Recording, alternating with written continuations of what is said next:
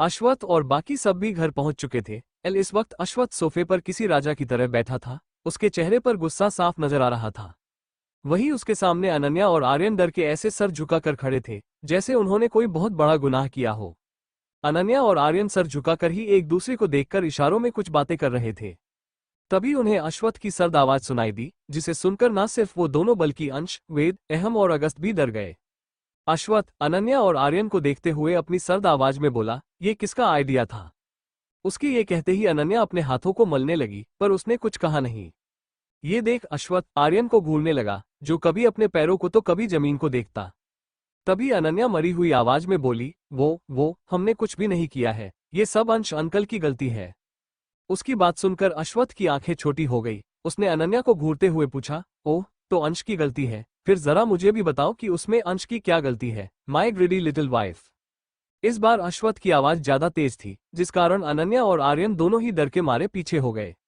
वही अश्वत्थ को इतना गुस्से में देखकर अंश उसे समझा हुए बोला, बॉस रहन दीजिए, दोनों अभी बच्चे हैं। हो गई गलती, पर मुझे पूरा विश्वास है ये दोनों अब ऐसा कुछ नहीं करेंगे, है ना अनन्या और आर्यन? इतना कहकर वो अनन्या और आर्यन को देखने लगा, तो वो दोनों अश्वत्थ को देखकर अपना सर जोर से हाँ में हिलाने लगे। ये देख अश्वत्थ अपनी ठंडी आवाज में बोला, बिल्कुल नहीं, और एक बात, जो कोई भी इनकी तरफदारी करेगा वो भी सजा पाएगा। ये सुनकर अंश तुरंत अहम के पास खड़ा हो गया। उसे देखकर ऐसा लग रहा था जैसे उसने कुछ कहा ही न हो। उसे यूं पीछे हटता देखकर अश्वत्थ के चेहरे पर मुस्कान आ गई। फिर उसने आर्यन और अनन्या से कहा, तुम दोनों ने क्या सोचकर अंश को बेचा है, और इससे तुम्हें क्या मिला?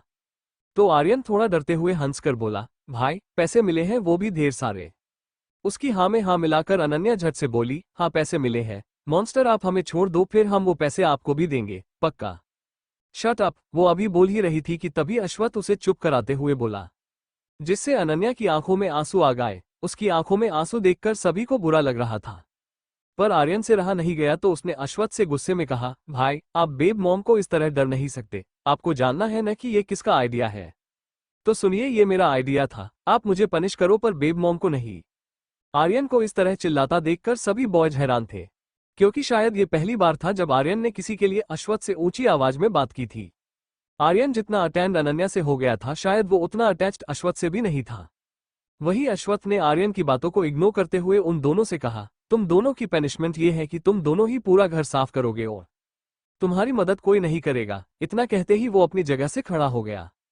फिर स्टडी रूम की तरफ जाते हुए अनन्या से बोला, माय लिटिल ग्रीडी वाइफी, जाओ और जाकर हम सब के लिए कॉफी बनाओ, वो भी बिना किसी मदद के। इतना कहकर वो चला गया तो उसके पीछे पीछे अहम और अभिषेक भी चले गए।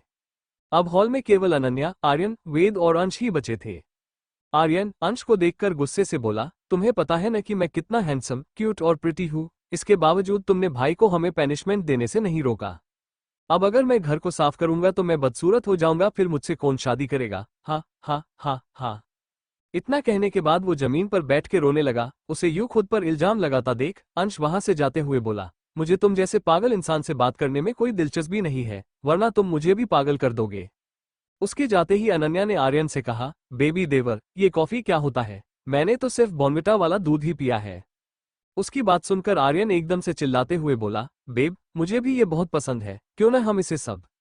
ये कहते कहते वो रुक गया। फिर वेद को वहां से भागते हुए बोला, वेद के बच्चे निकलो यहाँ से, वैसे तो भाई के पीछे हर वक्त उनकी पूंछ बनकर घूमते हो, अब उनके पीछे क्यों नहीं गए? जाओ निकलो जल्दी। उसकी बात सुनकर वेद को पता नहीं क्यों कुछ गड़बड़ लग रही थी, पर उसने इस बारे में ज्यादा नहीं सोचा और स्टडी रूम की तरफ चला गया। उसके जाते ही आर्यन अनन्या को लेके किचन में चला गया। फिर उससे धीरे से बोला, बेब मुझे खाना बनाना तो आता है पर कॉफी नहीं, लेकिन मैंने देखा है उसका कलर कुछ कुछ मेरे बॉर्नविटा से मिलता जुलता है। उसके ये कहते ही अनन्या की आंखें चमकने लगी। वो उछलते हुए बोली, ये अब मैं भी कॉफी बनाना सीख जाऊंगी। आर्यन ही नहीं, सभी बॉयज को खाना बनाना आता था। यही नहीं, ये इस घर का रूल था कि सभी को घर के सारे काम सीखने होंगे। वही स्टडी रूम में अश्वत्थ अपनी चेयर पर बैठा था और बाकी बॉयज उसके सामने खड़े थे। अश्वत्थ कुछ सोचकर अहम से बोला, उन सबका क्या हुआ? उसके ये कहते ही अहम समझ गया कि अश्वत्थ के बारे में पूछ रहा है। वो सीरियस होकर अश्वत्थ से बोला, बॉस वो लोग डेविड के आदमी थे, वो हमसे सालों पुराना हिसाब छुट्टा करना चाहता है। उसे लगता है कि आपने उसके अंकल को नुकसान पहुंचाया है। इतना कहकर वो चुप हो गया, क्योंकि उसे पता था अश्वत्थ अब बेहद गुस्से में आ चुका है। वही अश्वत्थ को अहम की बात सुनकर कुछ याद आने लगा। जहां एक 5 से 6 साल का लड़का उदास होकर मंदिर के बाहर बैठा था। उसकी हालत कुछ ठीक नहीं थी। उसके कपड़े जगह जगह से फटे थे और गंदे भी थे। ये बच्चा कोई और नहीं बल्कि आर्यन था। कंचन जी के घर से निकालने के बाद से आर्यन ऐसे ही रास्तों पर भटकता रहता है, क्योंकि अश्वत्थ इस वक्त बाहर था, वरना वो अपने भाई को कभी भी सड़क पर भीख नहीं मांगने देता। वही आर्यन जो भूखा था, उसने देखा एक आदमी अपने हाथ में लड्डू का डिब्बा लेके मंदिर के अंदर जा रहा था। तभी उस आदमी का सीढ़ियों पर पैर फिसल गया और उसके हाथ से लड्डू का डिब्बा जमीन पर गिर गया। ये देख आर्यन ने तुरंत सभी लड्डू को उठाकर वापस डिब्बे में डालकर उस आदमी को देते हुए कहा, अंकल ये आपका लड्डू। आर्यन को भूख तो बहुत लगी थी, पर उसे उस आदमी से लड्डू मांगने में बहुत डर लग रहा था। पर फिर भी उसने डरते हुए पूछ ही लिया, क्या मैं एक लड्डू ले लूं? उसने इतना ही कहा था कि तभी उस आदमी ने एक जोरदार थप्पड़ आर्यन के गालों पर मरते हुए कहा, बदतमीज लड़के, तेरी इतनी हिम्मत कि तूने भगवान के प्रसाद पर गंदी नजर डाली। इतना कहकर वो आर्यन को बुरी तरह मारने लगे। वही लिटिल आर्यन दर्द के कारण बुरी तरह रोते हुए बोल रहा था, अंकल मैं नहीं खाऊंगा, आप इसे ले लो, सॉरी। आह हा हा हा, भाई आप कहाँ हो, बचाओ भाई, हा हा। आर्यन रोते हुए बार बार अश्वत्थ को पुकार रहा था। वही वो आदमी आर्यन को मारने के बाद अपनी बेल्ट उतरने लगा। उसने जैसे ही आर्यन को बेल्ट से मारने की कोशिश की, तभी पीछे से किसी ने उसके बेल्ट को पकड़कर अपनी डरावनी आवाज में कहा, हिम्मत भी मत करना, वरना तुम जिस हाथ से उसे मार रहे हो उसे मैं तुम्हारे शरीर से अलग कर दूंगा। इतनी डरावनी आवाज सुनकर वो आदमी कांप गया। वही आर्यन ने जब ये आवाज सुनी तो वो भागते हुए जाकर उस लड़के के गले लगकर रोने लगा, भाई भाई इसने मारा, भाई मैंने लड्डू नहीं खाया, भाई मॉम ने भी मारा, उन्होंने मुझे घर से निकाल दिया, भाई। आह हा हा, उसकी रोने की आवाज सुनकर अश्वत्थ का दिल कांप उठा। उसने सर्द आवाज में मगर बेहद गुस्से से अपने बॉडीगार्ड से कहा, इसने जिस हाथ से मेरे भाई पर हाथ उठाया है उस हाथ को काट दो, और जितना मेरा भाई रोया है उससे 1000 गुना ये रोने चाहिए। इतना कहते ही वो वहां से चला गया। बॉस बॉस, आप कहाँ को गए? तभी अंश की आवाज सुनकर अश्वत्थ अपने ख्यालों से बाहर आया। उसने जैसे ही अंश को देखा, अंश बुरी तरह डर गया, क्योंकि अश्वत्थ की आंखें इस वक्त बहुत लाल थी। अश्वत्थ ने खुद को शांत किया और फिर अंश को ऑर्डर देते हुए बोला, कल से आर्यन ऑफिस और अनन्या कॉलेज जाएगी और तुम आर्यन के पीए होगे, ओके? उसके ऑर्डर को सुनकर अंश सर झुकाकर बोला, यस बॉस।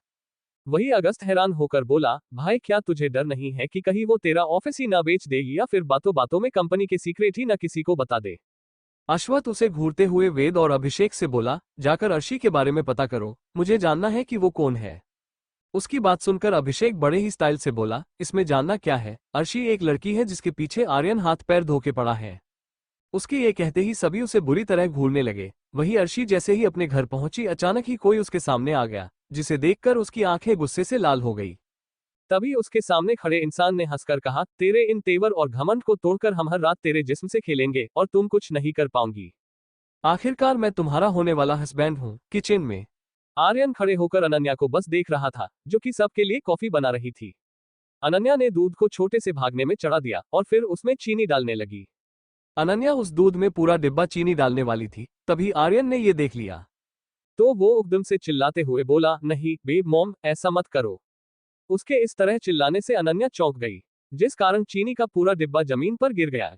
ये देख अनन्या और आर्यन दोनों चौंक गए। फिर अनन्या मुंह बनाकर आर्यन से बोली, बेबी देवर, आप इस तरह क्यों चिल्लाए? देखिए पूरा चीनी गिर गया। उसकी बात सुनकर आर्यन अपने दांत दिखाकर बोला, बेब वो तो अच्छा हुआ कि मैंने आपको रोक लिया, वरना आपने तो आज सबको शुगर का मरीज बना दिया होता। इतना कहकर वो हंसने लगा तो अनन्या परेशान होकर बोली, अब मैं क्या करूं, ये कॉफी बन ही नहीं रही है।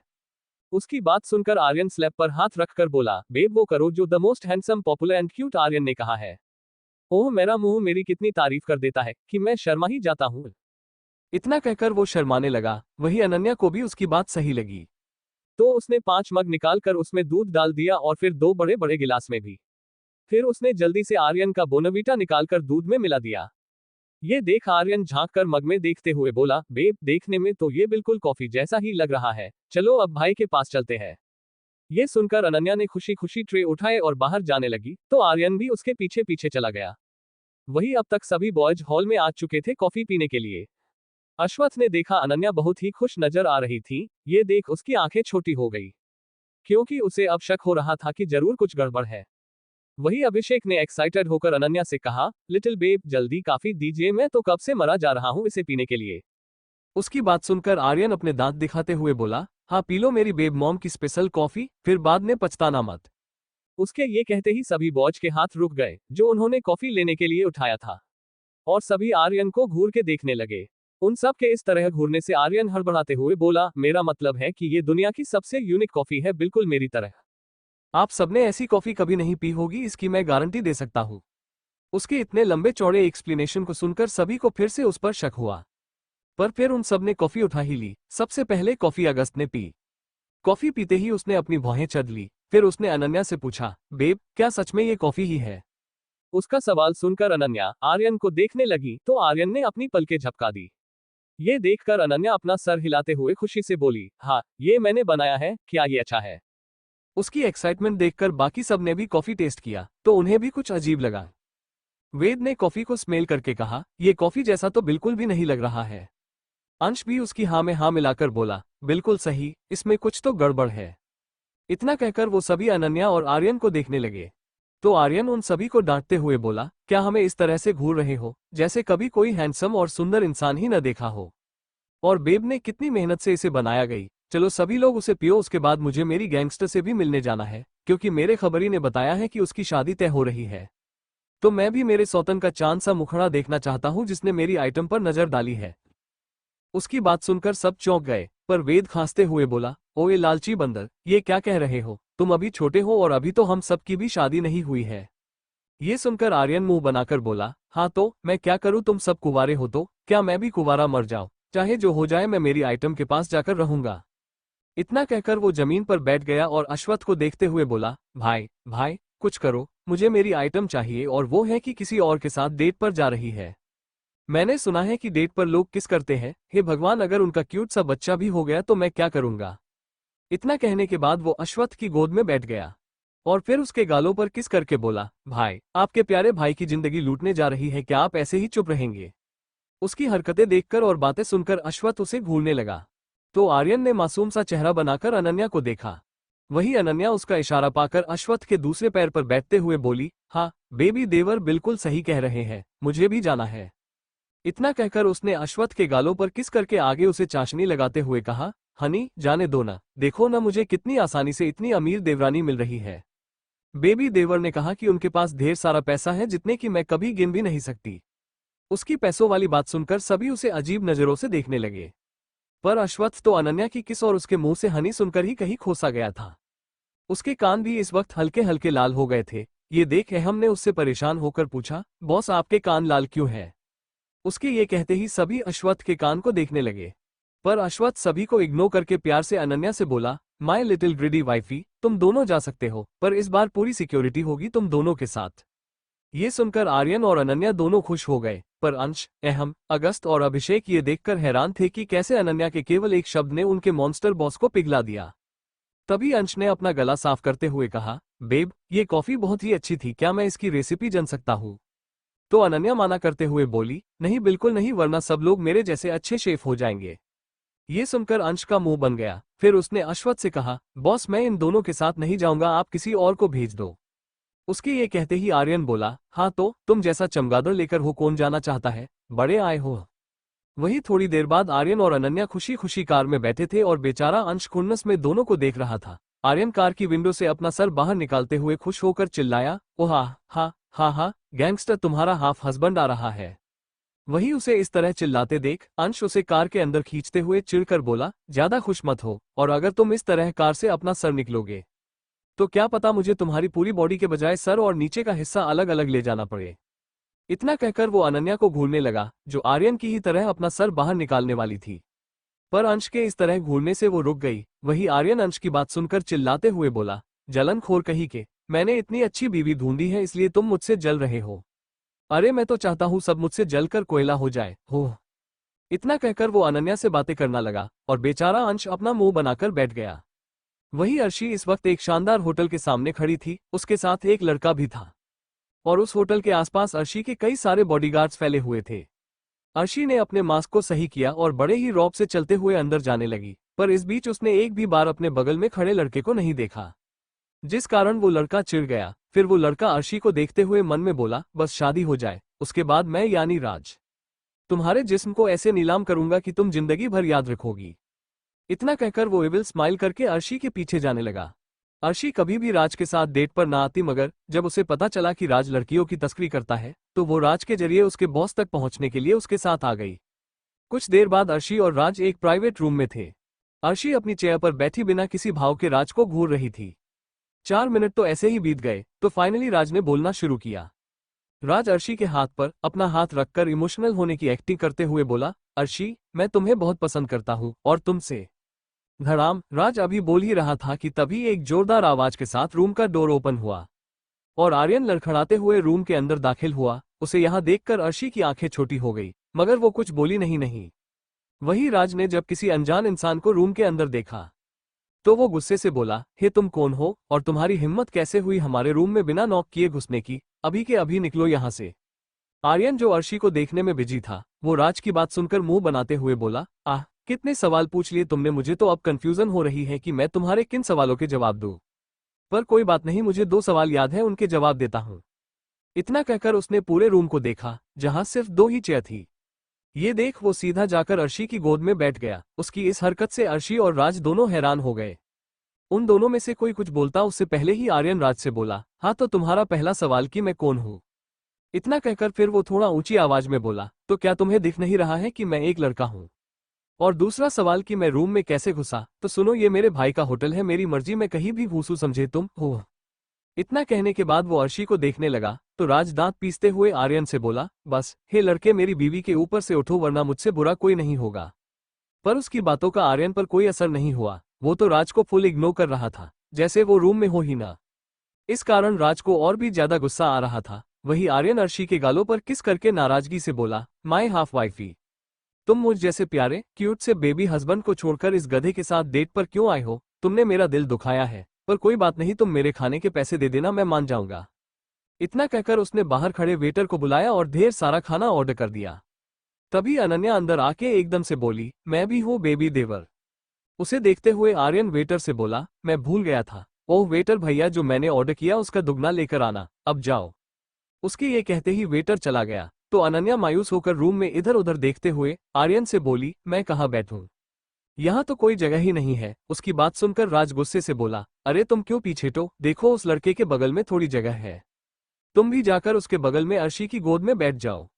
राज अब काफी ज्यादा चिढ़ गया था क्योंकि वो अर्शी से शादी के बारे में बात करने वाला था, पर इन दोनों नमूनों के कारण वो कुछ कर नहीं पा रहा था, इसलिए उसने अनन्या पर चिल्ला दिया। पर उसने नहीं सोचा था कि अनन्या उसकी बातों को सीरियसली ले लेगी।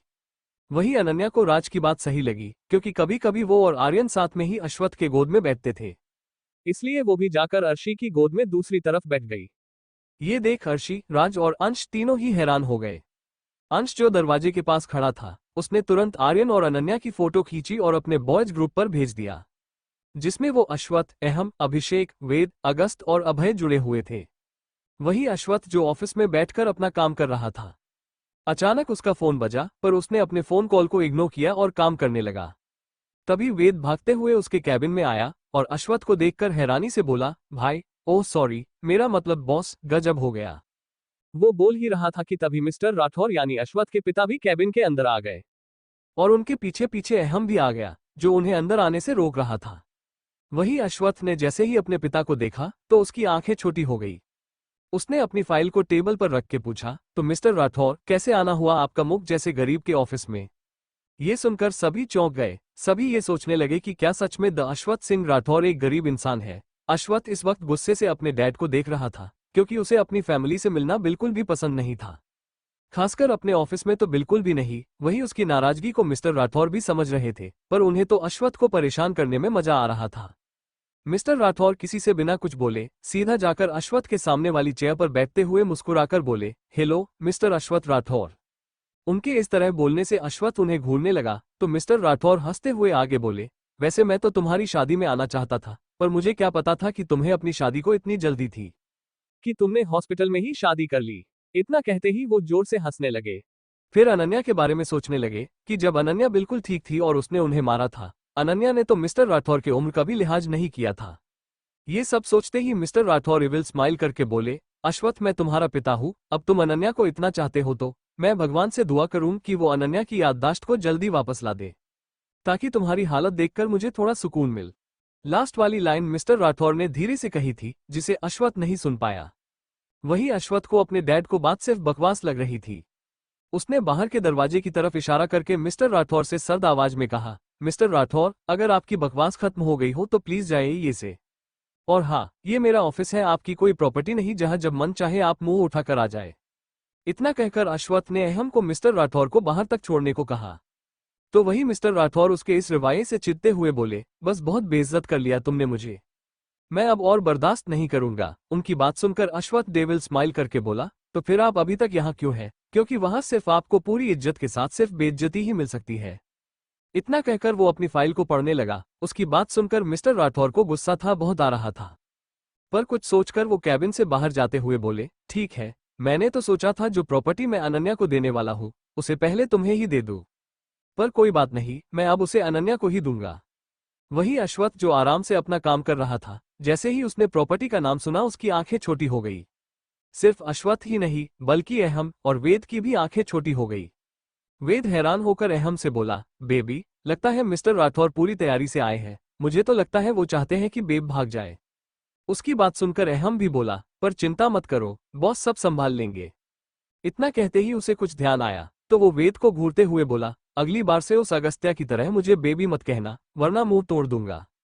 वही मिस्टर राठौर दरवाजे के पास पहुंचे ही थे कि तभी अश्वत्थ गुस्से से मगर रौबदार आवाज में बोला, स्टॉप मिस्टर राठौर। इतना कहते ही अश्वत्थ ने गुस्से से अपनी मिट्टी बंद कर ली। वही होटल में पूरा खाना खाने के बाद आर्यन और अनन्या मजे से पानी पी रहे थे। वही राज और अर्शी हैरानी से दोनों को देख रहे थे, क्योंकि उन दोनों ने मिलकर लगभग 6 लोगों का खाना अकेले ही खा लिया था। तभी आर्यन अपना मुंह पोंछते हुए अर्शी का हाथ पकड़कर बोला, गैंगस्टर चलो। इतना कहते ही वो अनन्या और अर्शी के साथ जाने लगा। तभी अनन्या एकदम से रुककर राज से बोली, ओह अंकल, आप खाने के पैसे दे देना, क्योंकि जीडी के पैसे भी तो हमारे ही है और मैं अपने पैसे किसी को नहीं देती। इतना कहते ही वो भी रूम से निकल गई। वही राज अपना मुंह खोले सब देखता और सुनता रह गया। पर जब उसे होश आया तो वो चिल्लाते हुए बोला, एक बच्चे ने मेरा पूरा प्लान बर्बाद कर दिया, मैं इसे छोड़ूंगा नहीं। वही कॉरिडोर में पहुंचते ही अर्शी गुस्से से अपना हाथ छुड़वाते हुए गुस्से से कहा, तुम कौन हो और तुम्हारी इतनी हिम्मत कि तुमने मेरा हाथ पकड़ा? इतना कहकर वो गुस्सा से आर्यन को देखने लगी, पर आर्यन तो पैदाइशी ठीक था, कहाँ उसे अर्शी के गुस्से से फर्क पड़ने वाला था। उसने अपने कमर पर हाथ रख के अर्शी से अपना मुंह बनाते हुए कहा, गैंगस्टर, मुझे मत डांटो क्योंकि मैं तुम्हारा हाफ बेबी हस्बैंड हूं। इतना कहने के बाद उसने फिर से अर्शी का हाथ पकड़ लिया। ये देख अर्शी ने दांत पीस लिए। वो सोचने लगी कि उसने आज तक ऐसा ठिठ और जिद्दी इंसान नहीं देखा। फिर वो अपने गुस्से को शांत करते हुए सर्द आवाज में बोली, तुम मेरे कोई बेबी हाफ हस्बैंड नहीं हो, समझे? इसलिए अपनी बकवास बंद करो वरना मुझसे बुरा कोई नहीं होगा। इतना कहते ही वो वहां से जाने लगी, पर आर्यन ने तुरंत उसका हाथ पकड़ लिया और फिर अर्शी की पीठ पर चढ़ते हुए बोला, नहीं नहीं, तुम्हें जहां जाना है मुझे भी अपने साथ ले चलो, आखिरकार मैं तुम्हारा हाफ बेबी हस्बैंड हूं, पर बहुत जल्द पूरा बेबी हस्बैंड भी बन जाऊंगा। वही अर्शी को बिल्कुल भी उम्मीद नहीं थी कि आर्यन अचानक ही उसके ऊपर चढ़ जाएगा, जिस कारण अर्शी का बैलेंस बिगड़ने लगा, पर उसने किसी तरह बैलेंस बना लिया। फिर वो गुस्से से बोली, ये क्या पागलपन है, उतरो नीचे। उसकी बात सुनकर आर्यन उस पर अपनी पकड़ मजबूत करते हुए बोला, तुम कितनी कमजोर हो बेबी, तुम्हें और मजबूत होने की जरूरत है ताकि फ्यूचर में तुम मुझे उठा सको, बिल्कुल मेरे भाइयों की तरह। वही अनन्या जो ये सब कुछ देख रही थी, अचानक ही उसे अश्वत्थ की याद आ गई। उसने तुरंत पीछे मुड़कर अंश को देखा, जो अपनी आंखें फाड़े आर्यन की हरकतों को देख रहा था। उसे देखते ही अनन्या तुरंत उसके पास जाकर बोली, अंकल, मॉन्स्टर हब्बी के पास जाना है। वही अनन्या की आवाज सुनकर अंश होश में आया, पर अनन्या के मुंह से मॉन्स्टर हब्बी सुनकर वो फिर से हैरान हो गया। तभी अनन्या उसे हिलाते हुए रोनी सूरत बनाकर बोली, मुझे अभी मॉन्स्टर हब्बी चाहिए। तो अंश उसे समझाते हुए बोला, बेब, आर्यन आ जाए फिर चलते हैं। पर अनन्या उसकी बात सुन ही नहीं रही थी। वो उसे घसीटते हुए बोली, बेबी, देवर के पास जीडी है, मुझे भी अब मॉन्स्टर हब्बी चाहिए, चलो चलो। इतना कहते ही वो फिर से अंश को घसीटने लगी, लेकिन जब उसने देखा अंश नहीं जा रहा तो अचानक ही उसे गुस्सा आ गया। गुस्से से उसकी आंखें एकदम लाल हो गई। फिर पता नहीं उसे क्या हुआ कि उसने अंश को उठाकर एकदम से जमीन पर पटक दिया। बेचारा अंश सीधा मुंह के बल जमीन पर गिरा और दर्द से करहाते हुए बोला, आह मम्मी, मैं मर गया। उसके चिल्लाने की आवाज केवल एक आदमी ने सुनी थी जो कुछ दूरी पर ही खड़ा था, क्योंकि आर्यन और अर्शी वहां से जा चुके थे। वही अंश अनन्या को हैरानी से देखते हुए बोला, बेब, अचानक आपके अंदर इतनी ताकत कहां से आए? वही अनन्या खुद भी हैरान थी, क्योंकि उसे भरोसा नहीं हो रहा था कि उसने ये सब कैसे किया। वो ये सब सोच ही रही थी कि तभी एक शख्स की सर्द आवाज उसे सुनाई दी। ओह, मैंने तो सब देख लिया है, अब क्या होगा तुम्हारा मेरी जान। अंश जैसे ही अपने होश में आया, उसने तुरंत आवाज की दिशा में देखा तो वो शॉक हो गया, क्योंकि वहां पर अभिषेक अपने दोनों हाथों को अपनी पैंट की जेब में डालकर खड़ा था। इस वक्त अभिषेक के चेहरे पर एक चिढ़ाने वाली मुस्कान थी, जिसे देखकर अंश मन में बोला, हे भगवान, काश अकेले में लिटिल बेब ने मुझे पिता होता तो कोई प्रॉब्लम नहीं होती, पर इस अभी के बच्चे में मुझे पीटते हुए देख लिया है, पक्का ये बात सबको बताकर मेरा जीना हराम करेगा। वो अभी ये सब सोच ही रहा था कि तभी अभिषेक उसके पास आकर डेविल स्माइल करके बोला, ओह गॉड, ये मैंने क्या देखा। द अंश जिसने आर्मी ट्रेनिंग ले रखी है, जिसे आज तक कोई नहीं हरा पाया, उसे मेरी लिटिल बेब ने जमीन पर पटक दिया। इतना कहकर वो अंश पर हंसने लगा। वही उसे अपना मजाक उड़ाते देखकर अंश ने अपने दांत भींच लिए। उसने गुस्से से अभिषेक से कहा, ओए अभी के बच्चे, ज्यादा मजाक मत उड़ा वरना मैं तुझे उड़ा दूंगा, समझे। और क्या तू मेरी मार भूल चुका है, याद दिलाऊं क्या। इतना कहकर वो अपने हाथों की मुट्ठी बनाकर अभिषेक को दिखाने लगा। वही उसकी धमकी सुनकर अभिषेक डर गया, क्योंकि अंश अभिषेक से ज्यादा ताकतवर था। इसलिए वो हर बार अभिषेक को मारता था, जिस कारण अभिषेक अंश से डरता था। ये बात सबको पता थी। वही अनन्या, जो कब से दोनों को लड़ते हुए देख रही थी, उसे एक बार फिर से गुस्सा आने लगा, क्योंकि कोई उस पर ध्यान जो नहीं दे रहा था। अनन्या ने गुस्से से कसके अपनी मुट्ठी को बंद करते हुए कहा, बस बहुत हुआ, पहले ये बताओ कि तुम अंकल लोग मुझे मेरे मॉन्स्टर हब्बी के पास ले जाओगे या नहीं। उसकी गुस्से भरी आवाज सुनकर अभिषेक और अंश उसे देखने लगे। अनन्या का चेहरा इस वक्त गुस्से से लाल था। उसे देखकर ऐसा लग रहा था जैसे अगर किसी ने उसे छेड़ा तो वो उस इंसान को जिंदा नहीं छोड़ेगी। ये देख अंश ने थोड़ा डरते हुए कहा, लिटिल बेब, वो आर्यन आ जाए फिर। नहीं नहीं, इतना कहते कहते वो डर के मारे अभिषेक के पीछे छुप गया, क्योंकि अनन्या उसे गुस्से से घूरने लगी थी। उसके गुस्से से तो अब अभिषेक को भी डर लग रहा था। तभी अनन्या अभिषेक के सामने खड़े होकर अपनी आंखें छोटी करके बोली, क्या तुम मुझे लेकर चलोगे मेरे मॉन्स्टर हब्बी के पास, बोलो। उसकी बात सुनकर अभिषेक डरते हुए बोला, लिटिल बेब, बच्चे गुस्सा नहीं करते हैं, शांत हो जाए प्लीज। वही अपने सवाल का जवाब न पाकर अनन्या की आंखें भी लाल होने लगी। अचानक ही उसका सर दर्द होने लगा। वो अपने सर को पकड़कर चिल्लाई, मॉन्स्टर हब्बी के पास जाना है, वरना मैं तुम्हें इस बिल्डिंग से नीचे फेंक दूंगी। उसकी आवाज इतनी तेज थी कि अभी और अंश ने अपने कान बंद कर लिए। अभिषेक रोनी सूरत बनाकर अंशी से बोला, अबे यार, तू बेब को क्यों नहीं छोड़ाता। उसकी बात सुनकर और अनन्या की हरकतों को देखकर अंश को लगा कि अब उसे अनन्या की बात मान ही लेनी चाहिए। ये सोचने के बाद वो अपने कानों से हाथ हटाकर अनन्या से बोला, लिटिल बेब, चलिए मैं लेकर चलता हूँ, पर प्लीज आप शांत रहिएगा। ये सुनकर अनन्या, जो अंश को मारने था, वो रुक गई। फिर उसने गुस्से से अंश के पेट पर अपना घुटना मार दिया और फिर उसके कॉलर को पकड़ बोली, तुम्हारा मतलब क्या है कि मैं ज्यादा बोलती हूँ, मैं लोगों को परेशान करती हूँ, बोलो वरना आज मैं तुम्हें मार दूंगी। मैं सबको मार दूंगी, क्योंकि मैं बिल्कुल भी नहीं बोलती, मैं बहुत शांत रहती हूँ, समझे। इतना कहकर उसने फिर से अंश को मारा। वही अंश को मार खाता देखकर अभिषेक कोने में दुबक गया। वही दूसरी तरफ अश्वत्थ के दादाजी अपना सारा सामान पैक कर रहे थे। तभी उनके रूम में कंचन जी आए और अपने ससुर जी को पैकिंग करता देख उन्होंने कंफ्यूज होकर पूछा, डैड, आप कहाँ जा रहे हैं और आप इतने खुश क्यों हो। उसकी बात सुनकर दादाजी रुक गए, फिर कंचन जी को देखकर बोले, मैं अपने पोते और अनन्या के पास जा रहा हूँ और कुछ दिन वहीं रहूंगा। उनकी ये बात सुनकर कि वो अश्वत्थ के घर जा रहे हैं, कंचन जी एकदम से शॉक हो गई। उन्होंने हैरान होकर कहा, डैड, आपको पता है न कि अश्वत्थ को हम सबसे मिलना बिल्कुल भी पसंद नहीं है, फिर भी आप जा रहे हैं। तो दादाजी बड़ी ही खुशी से बोले, और क्या, मैं जाऊंगा और वहां रहकर सभी गधों को सही भी करूंगा। दादाजी के अंदर इस वक्त इतना कॉन्फिडेंस नजर आ रहा था कि जैसे वो सच में वो जाकर सभी बॉयज को सुधार देंगे। वही उनका ये कॉन्फिडेंस देखकर कंचन जी को समझ नहीं आ रहा था कि वो क्या बोले। फिर उन्होंने एक गहरी सांस लेकर रूम से जाते हुए कहा, डैड, आज तक उसने बिना अपनी मर्जी के हमें अपने आसपास भी भटकने नहीं दिया है, और आप उसके घर जा रहे हैं। खैर, मैं भगवान से प्रे करूंगी कि वो आपको अपने घर के अंदर आने दे, वरना इस उम्र में अगर आप बाहर खड़े रहेंगे तो अच्छा नहीं लगेगा। इतना कहकर वो चली गई। वही उनके जाते ही दादाजी का मुंह बन गया।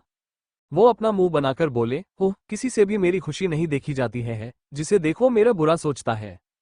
खैर, मैं भी कोई ऐसी वैसी चीज नहीं हूँ, मैं भी द अश्वत्थ सिंह राठौर का दादा हूँ। उस घर में तो मैं घूर कर ही रहूंगा, फिर चाहे मुझे उसके लिए अनन्या को लालच ही क्यों न देना पड़े। इतना कहते ही वो खुश हो गए और फिर एक पुराने जमाने का गाना जाते हुए अपनी पैकिंग पूरी करने लगे। वही मिस्टर राठौर के जाने के बाद अश्वत्थ काफी चिढ़ा हुआ था। उसके हाथ में इस वक्त कुछ पेपर थे जो उसके डैड ने उसे जाने से पहले दिया था। ये कोई और नहीं बल्कि प्रॉपर्टी के ही पेपर्स थे जो मिस्टर राठौर ने अनन्या के नाम किए थे। अश्वत्थ उन पेपर्स को आधे घंटे तक देखता रहा। तभी वो वेद से सीरियस होकर बोला, इन्हें मेरे पर्सनल लॉकर में रख दो, और हाँ, इस बारे में किसी को भी नहीं पता चलना चाहिए। उसकी बात सुनकर वेद जैसे ही अश्वत्थ के हाथ से पेपर लेने वाला था, तभी केबिन में अनन्या अंश के साथ आए और अश्वत्थ के हाथ से वो प्रॉपर्टी के पेपर्स देखकर उसकी गोद में बैठ गई। ये सब इतनी जल्दी हुआ कि किसी को भी कुछ समझ नहीं आया, पर अनन्या के हाथ में वो पेपर्स देखकर अश्वत्थ, वेद और अहम के दिल की धड़कनें बढ़ने लगी। वही उसने को परेशान देखकर अंश बोला, क्या कुछ हुआ है? उसकी बात सुनकर सभी उसे घूरने लगे। तभी अनन्या अश्वत्थ के गालों पर किस करके बोली, मॉन्स्टर हब्बी, मुझे तुम्हारी बहुत याद आई, इसलिए अंश अंकल मुझे ये ले आए। इतना कहने के बाद वो उन पेपर्स को देखकर कंफ्यूज होते हुए आगे बोली, ये क्या है, चलो पढ़ते हैं। इतना कहकर वो पढ़ने लगी। ये देख सभी के माथे से पसीना निकलने लगा। तभी अश्वत्थ अनन्या के हाथ में उन पेपर्स को देखकर परेशान हो गया था। उसे समझ नहीं आ रहा था कि वो क्या करे। तभी अश्वत्थ को कुछ याद आया, तो उसने अनन्या को देखे हुए पूछा, माय लिटिल ग्रीडी गर्ल, तुमने मुझे क्यों याद किया था? और तुम तो आर्यन के साथ गई थी ना, तो वो कहाँ है? इतना कहते ही अश्वत्थ ने देखा अनन्या का सारा ध्यान अब उस पर है, तो उसने जल्दी से अनन्या के हाथ से उन पेपर्स को छीनकर वेद को दे दिया और फिर सबको वहां से जाने को बोलकर उसने कसके अनन्या की कमर को पकड़ लिया। वही अनन्या ने भी अपने दोनों हाथों को अश्वत्थ के गले में डालते हुए कहा, मॉन्स्टर हब्बी, आप भी मुझे उठाओ ना, जैसे जीडी ने बेबी देवर को उठाया था। वही उसके मुंह से अपने लिए मॉन्स्टर हब्बी सुनकर अश्वत्थ की भौहें चढ़ गई। वो अनन्या को बिना किसी भाव से देखते हुए बोला, अभी तुमने क्या कहा मुझे? इतना कहकर उसने और कसके अनन्या की कमर को पकड़ लिया। वही अश्वत्थ के सवाल को सुनकर अनन्या उसे अपनी बड़ी बड़ी आंखों से देखने लगी, जो उसे ही घूर रहा था। ये देख अनन्या डरते हुए अपनी मरी हुई आवाज में बोली, वो मास मॉन्स्टर हब्बी। इतना कहते ही उसने अपना चेहरा अश्वत्थ के गर्दन में छुपा लिया। तो अश्वत्थ उसके चेहरे को पकड़ उसके आंखों में देखते हुए बोला, तुम्हें किसने कहा मुझे ये बोलने को? हम। उसकी बात सुनकर अनन्या का मुंह बन गया, पर फिर भी वो थोड़ा डरते हुए अपनी पलकें बार बार झपकाते हुए बोली, वो मैंने कुछ नहीं किया, ये तो मुझे बेबी देवर ने कहा था बोलने को। इतना कहने के बाद वो चापलूसी करते हुए आगे बोली, मॉन्स्टर हब्बी, आपको तो पता है ना कि मैं कितनी शांत और सीधी हूँ, बिल्कुल एक डॉल की तरह, तो भला मैं खुद से आपको मॉन्स्टर क्यों बोलूंगी? इतना कहकर वो अपने दांत दिखाने लगी। वही उसकी बात सुनकर अश्वत्थ ने अपना सर न में हिला दिया। तभी अचानक ही उसका ध्यान अनन्या के गुलाबी होठों पर गया, तो उसका गला सूखने लगे। उसने ध्यान नहीं दिया कि उसका एक हाथ धीरे धीरे अनन्या के होठों की तरफ जा रहा था। जैसे ही अश्वत्थ का हाथ अनन्या के होठों तक पहुंचा, वो अपने अंगूठे से उसके लिप्स को सहलाने लगा, तो अनन्या उसे अपनी आंखें बड़ी करके देखने लगी। ये देख अश्वत्थ के चेहरे पर शरारती मुस्कान आ गई। फिर उसने बिना वक्त गवाए अपने सख्त होठों को अनन्या के नर्म मुलायम होठों पर रख दिया और उसे किस करने लगा। इस अचानक की किस से अनन्या चौंक गई, मगर फिर वो भी अश्वत्थ को किस करने लगी, पर उसे ठीक से किस करना नहीं आता था, इसलिए वो बार बार अश्वत्थ के होठों को काट रही थी, जिस कारण अश्वत्थ के होठ से खून निकलने लगा। पर इंसान से अश्वत्थ को कोई फर्क नहीं पड़ रहा था, बल्कि उसने तो अनन्या को और भी कसके पकड़ लिया। फिर अश्वत्थ धीरे धीरे अपने एक हाथ से उसकी कमर को सहलाते हुए अपनी चेयर से उठकर खड़ा हो गया। फिर उसने अनन्या को अपनी डेस्क पर बैठा दिया और उसके गले पर किस करते हुए बाइट करने लगा, जिससे अनन्या की आह निकल गई। दर्द की वजह से अनन्या अश्वत्थ को खुद से दूर करते हुए बोली, आह मॉन्स्टर हब्बी, दर्द हो रहा है, प्लीज मुझे छोड़ो। इतना कहते ही उसने जोर से अश्वत्थ को दूर धकेलते की कोशिश की, पर अश्वत्थ अपनी जगह से टस से मस न हुआ। उसे तो जैसे अनन्या के चिल्लाने से फर्क ही नहीं पड़ रहा था। तभी अनन्या को पता नहीं क्या हुआ, उसने एक जोरदार मुक्का अश्वत्थ को जड़ दिया, तो अश्वत्थ दर्द की वजह से उससे एकदम से दूर हो गया और फिर उसे हैरानी से देखने लगा। वही अनन्या पीछे मुड़ी और वॉशरूम में भाग गई। वॉशरूम में पहुंचते ही उसने अपना सर पकड़ लिया। वो दर्द से चिल्लाते हुए जोर से बोली, आह मॉन्स्टर हब्बी, दर्द हो रहा है, प्लीज कुछ करो। वही अश्वत्थ, जो अभी भी अपने गाल पर हाथ रखकर खड़ा था, जैसे ही उसने अनन्या के चिल्लाने की आवाज सुनी, तो वो भागते हुए उसके पास गया। वॉशरूम में पहुंचते ही उसने देखा अनन्या जमीन पर बैठ के दर्द से तड़प रही थी। अश्वत्थ ने तुरंत अनन्या को अपने बाहों में भर के पूछा, बेबी गर्ल, उठो, क्या हुआ है? इतना कहते ही उसने देखा अनन्या का चेहरा पूरा लाल पड़ गया था और उसके नाक से खून निकल रहा था। ये देख अश्वत्थ घबरा गया। उसने तुरंत अनन्या को गोद में उठाया और कैबिन के बाहर चला गया। वही अंश जैसे ही ऑफिस से निकलकर आर्यन के पास जाने लगा, तभी अचानक ही उसके सामने कनिका आ गई। कनिका को अपने सामने देखकर अंश की आंखें छोटी हो गई। उसने अपनी एक आईब्रो को ऊपर उठाकर उससे पूछा, तुम ये क्या कर रही हो छिपकली? वही उसके मुंह से छिपकली सुनकर कनिका, जो खुश थी, उसका चेहरा एकदम से लाल हो गया। उसने गुस्से से अंश को देखते हुए कहा, हे, मैं तुम्हें पसंद करती हूँ समझे, पर इसका मतलब ये नहीं है कि तुम मेरी बेइज्जती करो। इतना कहने के बाद उसने बड़े ही स्टाइल से अपने बालों को झटका। उसकी बात सुनकर अंश की आंखें छोटी हो गई। उसने कनिका को उंगली दिखाते हुए कहा, ओ ये मोटी, चलो निकलो अपने रास्ते बिलोटी, क्योंकि जाना है मुझे हॉटी। इतना कहकर वो अपनी कार की तरफ बढ़ने लगा। वहीं उसकी अजीब सी बातें सुनकर कनिका बहुत ही ज्यादा कंफ्यूज थी। उसने सोचते हुए खुद से ही कहा, हॉटी जाना है, आखिर ये क्या होता है, मैंने उसका नाम आज तक क्यों नहीं सुना है। इतना कहते ही उसने अंश को देखा जो अब तक अपनी कार तक पहुंच चुका था। ये देख उसकी आपने एकदम से बड़ी हो गई। फिर वो जल्दी से जाकर अंश की कार में बैठ गई। वहीं लीला जी परेशान होकर अपने रूम में बैठी थी। तभी रिया, जो बाहर घूमने जा रही थी, उसने रूम में आकर कहा, मॉम आज मैं और अरुण बाहर घूमने जा रहे हैं। इतना कहते ही वो खुश होने लगी। वहीं उसकी बात सुनकर लीला जी गुस्से से बोली, रिया क्या तुम्हें पता है कि अभी तक जो हमारा था हम उसे खोने वाले हैं। अगर अनन्या की याददाश्त वापस आ गई तो वो हार्टलेस लड़की हमें नहीं छोड़ेगी।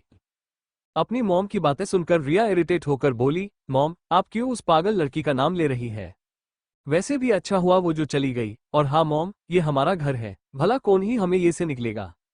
अभी रिया ने इतना ही कहा था कि लीला जी उसके कंधे को पकड़कर जोर से हिलाते हुए बोली, पागल लड़की, जब से वो ये से गई है तब से उसे वो दावा नहीं मिली जो हम उसे देते हैं। तो हो सकता है कि उसकी याददाश्त वापस आ जाए। और भूलो मत, ये घर, ये प्रॉपर्टी, सब कुछ उसका है, ये हमारा कुछ नहीं है। उनकी बात सुनकर रिया ने अपने दांत पीस लिए। फिर उसने गुस्से से अपने बैग फेंकते हुए कहा, नहीं ये सब हमारा है, मैं ऐसे गरीबों वाली लाइफ नहीं जी सकती, उसके लिए फिर मुझे जो करना पड़ेगा मैं करूंगी। वहीं आर्यन जबरदस्ती बेशर्मी की तरफ अर्शी के साथ उसे घर पहुंच गया। जैसे ही वो और अर्शी घर के दहलीज पर पहुंचे, तभी अचानक ही आर्यन अर्शी की गोद में चढ़कर चिल्लाया, आह सासू मॉम, आपका प्यारा हाफ बेबी दामाद आया है, उसका गृह प्रवेश तो कराओ वरना मैं अंदर कैसे आऊंगा। आर्यन अर्शी की गोद में चढ़कर जोर से चिल्लाया, सासू माँ देखो, आपका प्यारा हाफ बेबी दामाद आया है, जल्दी से मेरा गृह प्रवेश कराओ वरना मैं अंदर कैसे आऊंगा।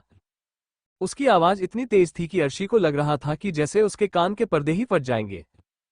सिर्फ अर्शी ही नहीं बल्कि अर्शी की दादी जो हॉल में बैठी थी, वह भी आर्यन की इतनी तेज आवाज सुनकर चौंक गई। उन्होंने तो अपने दोनों हाथों से कस के अपने कानों को बंद कर लिया। फिर बाहर की तरफ देखते हुए चिल्लाए, अरे कौन कमबख्त है जो इतना चिल्ला रहा है, सामने तो आओ। अपनी छड़ी से अगर उसकी टांगे ना तोड़ दी तो कहना। दादी की डांट सुनकर आर्यन की आंख एकदम बड़ी हो गई। उसने कसके अर्शी को पकड़कर उसे देखते हुए भोली सूरत बनाकर कहा, माय हाफ गैंगस्टर वाइफी, देखो तुम्हारे प्यारे हाफ बेबी हस्बैंड की जान खतरे में है, उसे बचाओ वरना सभी लोग उसे मार डालेंगे, और मुझे छड़ी से मार नहीं खाना बहुत तेज लगती है। उसकी नौटंकी देखकर अर्शी ने एक गहरी सांस ली और फिर उसकी बातों को इग्नोर करके उसे जबरदस्ती नीचे उतारते हुए दांत पीसकर बोली, पहले तुम नीचे उतरो, और एक बात और, तुम कोई छोटे बच्चे नहीं हो जो मेरी गोद में चढ़ रहे हो, क्या तुम में जरा सी भी शर्म नहीं है जो तुम इस तरह मुंह उठाकर मेरे घर आ गए। उसकी बात सुनकर आर्यन ने कंफ्यूज होकर कहा, तो क्या जो लोग बेशर्म नहीं होते वो लोग अपना मुंह छिपाकर तुम्हारे घर आते हैं। इतना कहकर आर्यन अर्शी को देखने लगा ताकि वो उसके सवालों का जवाब दे सके। पर अर्शी तो उसकी बात सुनकर स्पीचलेस हो गई। उसे समझ नहीं आ रहा था कि वो आर्यन से अब क्या कहे। वहीं आर्यन को जब कोई जवाब नहीं मिला तो वो अचानक ही पीछे मुड़ा और घर के अंदर भागते हुए सीधा किचन के अंदर घुस गया। ये देख अर्शी की आंखें कंफ्यूजन में छोटी हो गई। तभी कुछ देर बाद आर्यन उसे अपने हाथों में एक गिलास लेकर आता हुआ दिखा। अर्शी अभी कुछ समझ पाती उससे पहले ही आर्यन ने उस ग्लास को दहलीज के पास रख दिया। फिर अर्शी के बगल में खड़े होकर अपने दाहिने पैर से उस ग्लास को नीचे गिराते हुए अंदर आकर बोला, चलो कोई नहीं, अगर कोई मेरा गृह प्रवेश नहीं करेगा तो मैं खुद ही कर लूंगा। इतना कहकर उसने जमीन पर पड़े चावल की तरफ इशारा करके अर्शी को ऑर्डर देते हुए कहा, तुम एक काम करो, इस चावल को अच्छे से पैक करके रख लो, क्योंकि इसमें तुम्हारे बेबी हस्बैंड का पैर पड़ा है, ये तुम्हारे लिए किसी खजाने से कम नहीं है। इतना कहकर वो अपने दांत दिखाने लगा तो अर्शी उसे गुस्से से देखने लगी, क्योंकि उसने आज तक ऐसा बेशर्म और जिद्दी इंसान नहीं देखा था। अर्शी ने कसके अपनी मुट्ठी को बंद कर लिया और फिर कुछ बोलने ही वाली थी कि उससे पहले ही आर्यन भाग गया। ये देख अर्शी केवल अपने दांत पीसते रह गई। वही आर्यन जाकर सीधा दादी जी के सामने खड़ा हो गया। पहले तो वो काफी देर तक दादी को घूरता रहा, फिर एकदम से अपने कॉलर को ऊपर करते हुए मुस्कुराकर बड़े ही स्टाइल से बोला, हेलो ब्यूटी, आप तो काफी ज्यादा ब्यूटीफुल लग रही है, बिल्कुल मेरी तरह। आपको देखकर ऐसा लग रहा है जैसे आसमान से चांद जमीन पर उतर आया हो। आर्यन की मीठी मीठी बातें सुनकर दादी उस पर फ्लैट हो गई, क्योंकि दादी उन लोगों को बहुत पसंद करती है जो उनकी तारीफ करते हैं। दादी ने खुश होकर आर्यन को देखा जो बहुत ही ज्यादा क्यूट, प्यारा, इनोसेंट और हैंडसम लग रहा था। उसे देखकर दादी की आंखें चमकने लगी। वो मन में बोली, कितना प्यारा बच्चा है, काश यह मेरे घर का दामाद बन पाता। दादी अभी अपनी सोच में ही डूबी थी कि तभी आर्यन उनके सामने चुटकी बजाते हुए बड़े ही घमंड से बोला, ब्यूटी, मुझे पता है कि मैं बहुत ही ज्यादा क्यूट और इनोसेंट हूँ, पर आप मुझे ऐसे नहीं देख सकती, लेकिन अगर आप चाहो तो आप घूर जरूर सकती हो, क्योंकि आप इतनी ब्यूटीफुल को हो। एल इतना कहकर वह अपने चेहरे पर अपने दोनों हाथ रखकर शर्माने लगा। वही उसके चुटकी बजाने से दादी होश में आओ, फिर आर्यन को इस तरह शर्माना देख वो और भी ज्यादा खुश हो गई। आर्यन ने तो मानो अपनी बातों और शर्मीलेपन से जैसे दादी का दिल ही जीत लिया था। तभी दादी खड़ी होकर उसके गाल को छूते हुए प्यार से बोली, बेटा तुम कौन हो, बड़े ही अच्छे और प्यारे बच्चे हो, तुम्हारे जैसे इंसान अब इस दुनिया में भला कहाँ मिलते हैं। दादी की ये बात सुनकर कि तुम कौन हो, आर्यन अपने सर पर हाथ रखकर अचानक ही बोला, ओह, मैंने तो आपको अपना इंट्रोडक्शन ही नहीं दिया। कोई बात नहीं, अभी देता हूँ। इतना कहकर उसने शर्माते हुए अपने दोनों हाथों की उंगलियों को आपस में फंसा कर कहा, मैं ना वो मेरी प्यारी बीवी का क्यूट सा प्यारा सा बेबी हस्बैंड आर्यन हूँ। पर वो तो जब देखो मेरे मॉन्स्टर भाई की तरफ मुंह फुलाकर घुमा करती है जैसे लेडी मॉन्स्टर हो। इतना कहकर वो अजीब तरह से मुंह बनाने लगा। वही अर्शी जो अब तक वहां पहुंच चुकी थी, उसने आर्यन की भी सारी बातें सुन ली थी। तभी दादी ने उसे देखते खुश होकर उससे पूछा, अर्शी, ये आर्यन कौन है और तुम दोनों क्या साथ हो। इतना कहकर दादी अपनी चमकीली आंखों से उसे देखने लगी, क्योंकि उन्हें आर्यन अर्शी के लिए बहुत ही ज्यादा पसंद आ गया था। वही अर्शी ने जैसे ही दादी की बात सुनी, वो गुस्से से बोली, दादी, आप सच सच कहती क्यों नहीं है कि आप अपने जैसे एक कार्टून को पाकर बहुत खुश हैं। इसके आगे आरसी कुछ बोलती उससे पहले ही आर्यन दादी से बोला, ब्यूटी, यही तो है मेरी बीवी और मैं इसका क्यूट सा प्यारा बेबी हस्बैंड। आर्यन के ये कहते ही कि वो अर्शी का हस्बैंड है, दादी तो एकदम से शॉक हो गई। उन्हें मुंह से तो आवाज ही नहीं निकल रही थी। फिर अचानक ही वो एकदम से खुश होकर बोली, क्या सच में तुम दोनों ने शादी कर ली। इतना कहने के बाद वो कुछ देर खामोश रही, फिर आर्यन का हाथ पकड़कर वो एक्साइटेड होकर आगे बोली, मैंने कभी नहीं सोचा था कि मेरा दामाद मेरे जैसा ही इंटेलिजेंट होगा। उनकी बात को करेक्ट करते हुए आर्यन अपने दांत दिखाते हुए बोला, दामाद नहीं, बेबी दामाद, वो क्या है ना भाई, कहते हैं कि अभी मैं छोटा हूँ। उसके इतना कहते ही अर्शी उसे घूरते हुए बोली, हाँ, अभी अभी ही तो तुम पैदा हुए हो, और हाँ, ये मुझे बीवी मत बोलना। इतना कहकर वो अपने रूम में जाने लगी। वही आर्यन आराम से सोफे पर बैठकर चिल्लाया, ठीक है, फिर देखना तुम, मैं पूरी शादी करके आज या कल ही तुम्हारा पूरा बेबी हस्बैंड बनूंगा। ये मेरा चैलेंज है तुमसे। उसकी बात सुनकर अर्शी के कदम अपनी जगह पर ही रुक गए। तभी अर्शी की मॉम वहां पर आ गई। जैसे ही उन्होंने आर्यन को देखा उनकी आंखें छोटी हो गई। अर्शी की मॉम दिखने में बहुत ही ज्यादा घमंडी लग रही थी, उनके चेहरे पर घमंड साफ झलक रहा था। उन्होंने घमंड से अर्शी को देखते हुए कहा, अर्शी, तुम्हारी शादी होने वाली है और तुम किस लड़के के साथ घूम रही हो, और राज कहाँ है। उनकी यह बात सुनकर अर्शी ने कसके अपनी मुट्ठी बंद कर ली। फिर उसने मीना अपनी मॉम को देखे अपनी कठोर आवाज में कहा, मिसेज जिंदल, बेहतर होगा कि आप अपने काम से मतलब रखें, और अगर आपने मेरी लाइफ में दखल अंदाजी करने की कोशिश की तो मुझसे बुरा कोई नहीं होगा। इतना कहते ही वो चली गई। वही उसकी बात सुनकर मिसेज जिंदल आग बबूला हो गई। फिर वो गुस्से से आर्यन को देखने लगी, जैसे आर्यन उनका कोई जानी दुश्मन हो। वही अपनी सासू माँ को देखकर आर्यन को निगेटिव वाइब्स आ रही थी। अचानक ही आर्यन मुंह बनाकर मिसेज जिंदल से बोला, ओह, तो आप ही हैं मेरी सासू माँ। मैंने देखा है टीवी सीरियल में सासू माँ बहुत ही घमंडी, बदतमीज और षड्यंत्रकारी होती है। अब मेरे जैसे बेबी डॉट बॉय को बच के रहना पड़ेगा, पर कोई बात नहीं, मैं भी अपने भाई का छोटा बेबी भाई हूँ, एक एक को देख लूंगा। इतना कहने के बाद वो किचन की तरफ देखते हुए आगे बोला, वैसे सासू माँ, खाने में कुछ है क्या, अगर आप नहीं भी दोगे तो भी मैं, जो बहुत ही क्यूट सा बेबी है, वो खुद ही खा लेगा। इतना कहकर वो किचन के अंदर जाने लगा। वही उसकी हरकतों को देखकर मिसेज जिंदल काफी शॉक थी। वो अपनी आंखें बड़ी बड़ी करके बस आर्यन को किचन में जाते हुए देख रही थी। वहीं दूसरी तरफ अश्वथ इस वक्त हॉस्पिटल में उस वार्ड के अंदर खड़ा था जहां अनन्या एडमिट थी। अश्वथ बिना किसी भाव के अनन्या को घूर रहा था, जो बेजान सी बेड पर लेटी थी। अनन्या का चेहरा इस वक्त पीला पड़ा हुआ था। तभी अश्वथ उसके पास पहुंचकर उसके बालों को सहलाते हुए बिना किसी भाव से बोला, तेरी चाहत हमें बरसों से थी, कभी सोचा न था कि ये चाहत मुझसे फिर से टकराएगी। टकराई भी तो वो मुझसे ऐसे कि उसके लिए मेरी चाहत चाहत न रहकर दीवानगी बन गई। इतना कहते ही वो चुप हो गया। फिर अनन्या के होठों को हल्के से किस करके आगे अपनी सर्द मगर गुस्से भरी आवाज में बोला, बेबी गर्ल, तुम सिर्फ मेरी हो, मैं अब तुम्हें खुद से दूर नहीं जाने दूंगा, चाहे जो हो जाए। अब ये मौत भी तुम्हें मुझसे अलग नहीं कर सकती है। इतना कहकर वो कुछ देर तक अनन्या को घूरने के बाद वार्ड से बाहर चला गया। फिर कुछ वक्त बाद वो अपने हाथ में गन लेकर डॉक्टर के कैबिन में किसी राजा की तरह बैठा था। उसके एक साइड अहम और दूसरे साइड वेद खड़ा था। वही जिस डॉक्टर ने पहले अनन्या का इलाज किया था, वो डरते हुए अपना सर झुकाकर अश्वत्थ के सामने घुटनों के बाल बैठा था। वो डॉक्टर डरते हुए अश्वत्थ से बोला, मिस्टर राठौर, मुझे लगा था कि शायद आपको मिस अनन्या की कंडीशन के बारे में पता होगा, इसलिए मैंने पहले आपको नहीं बताया कि मिस अनन्या ठीक नहीं है। प्लीज मिस्टर राठौर, मुझे माफ कर दीजिए, ऐसी गलती दोबारा नहीं होगी। इतना कहते ही वो डॉक्टर डर से कांपने लगा, क्योंकि पूरी दुनिया ये बात जानती है कि द अश्वत्थ सिंह राठौर कभी भी गलती करने वालों को नहीं छोड़ता था।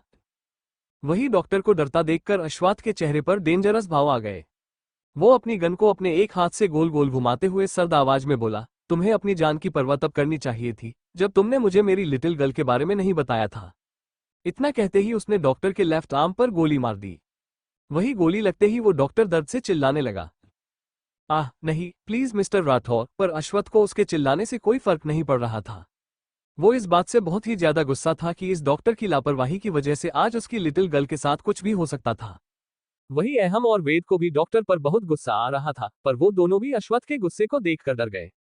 वही अश्वत्थ इतने गुस्से में इसलिए था क्योंकि डॉक्टर ने पहले जब अनन्या का इलाज किया था तो उसने अनन्या की कंडीशन के बारे में अश्वत्थ को कुछ भी नहीं बताया था कि अनन्या के सर में कुछ प्रॉब्लम है और शायद धीरे धीरे उसकी याददाश्त भी वापस आ रही थी। तभी अचानक ही अश्वत्थ खड़े होकर अपनी कठोर आवाज में अहम से बोला, इस डॉक्टर को उसकी सही जगह पहुंचा दो, और हाँ, इसने जिस हाथ से मेरी बीवी को छुआ है पहले उसे काट देना। इतना कहते ही वो कैबिन से बाहर चला गया। वही उसके जाते ही अहम डॉक्टर को देखने लगा, जो डरते हुए उसे ही देख रहा था। अब तक डॉक्टर का काफी खून बह चुका था, जिस कारण उसका चेहरा भी पीला पड़ चुका था। वही अश्वत्थ वापस अनन्या के कैबिन में जाकर उसे घूरने लगा। कुछ देर घूरने के बाद वो वही सोफे पर बैठ के फोन चलाने लगा। लगभग 1 घंटे बाद अचानक ही अनन्या चिल्लाते हुए उठ गई। नहीं नहीं मॉन्स्टर, हब्बी सुहागरात नहीं मनाना। उसकी चिल्लाने की आवाज सुनकर अश्वत्थ उसे घूरने लगा। अनन्या को अचानक होश आया और वो उठते हुए जोर से चिल्लाए, मॉन्स्टर, हब्बी सुहागरात नहीं मनाना है। इतना कहकर वो अपनी आंखों को मसलकर आसपास देखने लगी। अनन्या ये देखकर हैरान थी कि इस वक्त वो कहीं और थी। वही अश्वत्थ जो सोफे पर बैठ के अपना फोन चला रहा था, जैसे ही उसने अनन्या के चिल्लाने की आवाज सुनी, वो अपने फोन को बंद करके उसकी तरफ देखने लगा। फिर उसे ध्यान आया कि अनन्या ने अभी अभी क्या कहा था, तो वो बुरी तरह अनन्या को घूरने लगा। फिर अश्वत्थ ने अपनी सर्द आवाज में अनन्या का नाम पुकारा, लिटिल गर्ल। इतना कहकर वो सोफे से खड़े होकर अनन्या की तरफ बढ़ने लगा। वही अनन्या ने जैसे ही अश्वत्थ की सर्द आवाज सुनी, उसके तो पसीने निकलने लगे। वो खुद से ही बोली, ओह नो, मॉन्स्टर यहीं पर है। अब वो फिर से मुझे डराएंगे, पर मैं भी बच्ची नहीं हूं जो डर जाए। इन्हें तो मैं देख लूंगी हुआ। इतना कहकर वो मुंह बनाने लगी। तभी अश्वत्थ उसके पास पहुंचकर अपने एक हाथ को जेब में डालकर कठोर आवाज में अनन्या को घूरते हुए बोला, ग्रीडी गर्ल, तुम अभी क्या बोल रही थी? हम। अश्वत्थ के ये कहते ही अनन्या उसे कंफ्यूज होकर देखने लगी। फिर कुछ सोचते हुए बोली, मैंने क्या कहा है? कुछ भी तो। इतना कहते ही उसने अपना सर झुका लिया। फिर अपनी आंखों की पुतलियों को घूमते हुए वो मन में घबराते हुए बोली, ओह माय गॉड, कहीं मॉन्स्टर ने मेरे मन की बात तो नहीं सुन ली है। इतना कहने के बाद वो अपने नाखून चबाने लगी। वही उसकी हरकतों को देखकर अश्वत्थ की भौहें चढ़ गई। फिर अश्वत्थ ने अनन्या की ठुड्डी को पकड़कर अपनी तरफ करके उसकी आंखों में देखते हुए लो वॉइस में बोला, लिटिल गर्ल, मैंने तुमसे कुछ पूछा है। तुम अभी कुछ सुहागरात बोल रही थी ना? बोलो, तुम मेरे बारे में क्या सोच रही थी? इतना कहने के बाद वो अपनी गर्म सांसें अनन्या के चेहरे पर छोड़ते हुए आगे एविल स्माइल करके बोला, कहीं तुम हमारे सुहागरात के बारे में तो नहीं सोच रही थी? बोलो ना बेबी, क्या हमने तुम्हारे सपने में सुहागरात मनाया था, या फिर हमने अपना काम अधूरा छोड़ दिया था? बोलो ना, अगर हमने अधूरा छोड़ा था तो हम अभी सुहागरात मना सकते हैं। उसकी बात सुनकर अनन्या का चेहरा एकदम लाल हो गया। वो हकलाते हुए बोली, नहीं, वो तो मैं। इतना कहकर वो अपने सपने को याद करने लगी, जिसमें अश्वत्थ और वो हनीमून पर गोवा गए हुए थे। वहां पर अश्वत्थ होटल के रूम में अनन्या के साथ जबरदस्ती सुहागरात मना रहा था, पर अनन्या बार बार उसे रोकने की कोशिश कर रही थी। ये याद आते ही अनन्या का चेहरा और भी ज्यादा लाल हो गया।